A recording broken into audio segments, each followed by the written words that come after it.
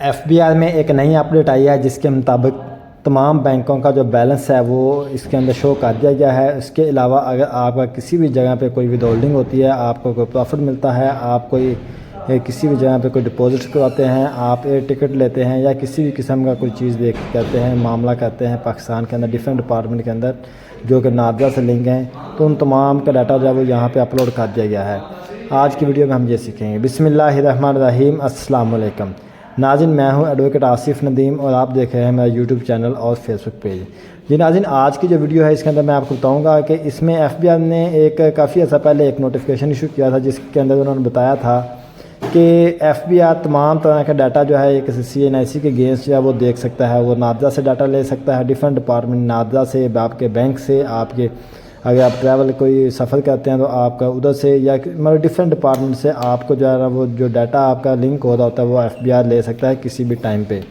तो अब ऐसा करके तो इसको जो है ना वो आर्टिफिशियल इंटेलिजेंस के नाम पे जो है ना इसको अब ऐसा करके जो चीज़ों को जो शो करना शुरू कर दिया गया है।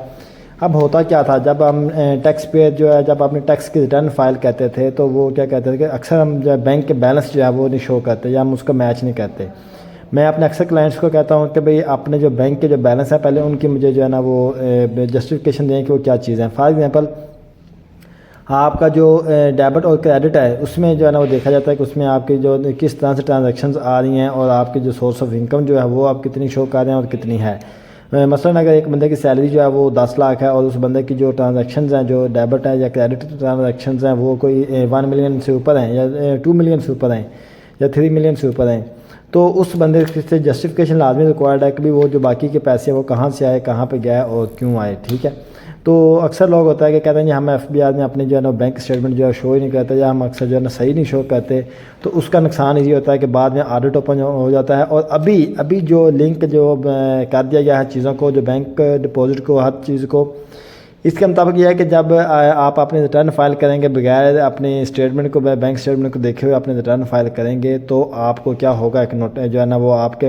एफबीआर ने यहाँ पे इंटेलिजेंस बेस के ऊपर जो एफबीआर ने आपके बैंक डिपॉजिट जो है ना यहाँ पे जो है ना वो शो करवा दिया टैब।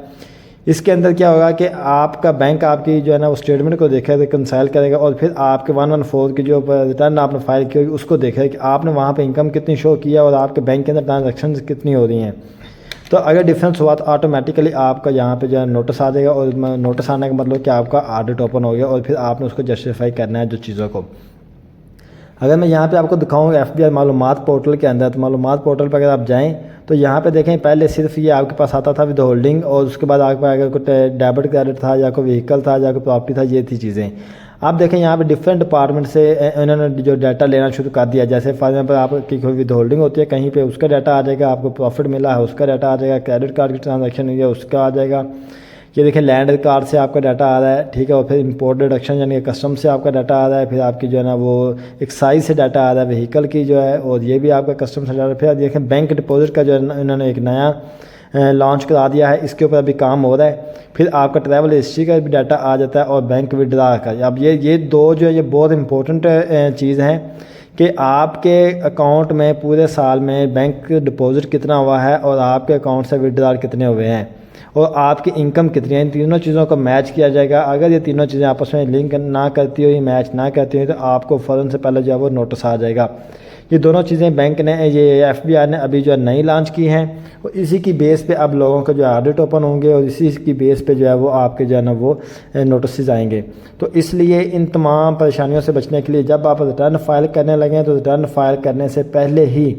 अपने बैंक स्टेटमेंट को जो है ना वो अच्छी तरह समझें, उस पर जो है ना जस्टिफिकेशन जो भी बनती है उसको नोट डाउन करें और उसके ऊपर जो है ना काम करके फिर अपने रिटर्न फाइल करें। अगर आप समझते हैं कि आप अपनी बैंक स्टेटमेंट नहीं शो करेंगे, आप उसके ऊपर नहीं कुछ करेंगे, तो ये आपकी भूल है, क्योंकि बैंक जो है वो नादरा के साथ लिंक है और नादरा और एफबीआर आपस में लिंक हैं। तो इट्स मीन के तीनों डिपार्टमेंट आपस में लिंक हैं और आप किसी भी किस्म के अगर जो है ना हैंगी मैंगी करेंगे तो आप फंस जाएंगे। इसलिए किसी किस्म के हैंगी मैंगी करने से बेहतर है कि सीधी स्ट्रेट आप अपने रिटर्न फाइल करें और आपको जो है ना किसी किस्म का कोई मसला नहीं होगा। अस्सलाम वालेकुम।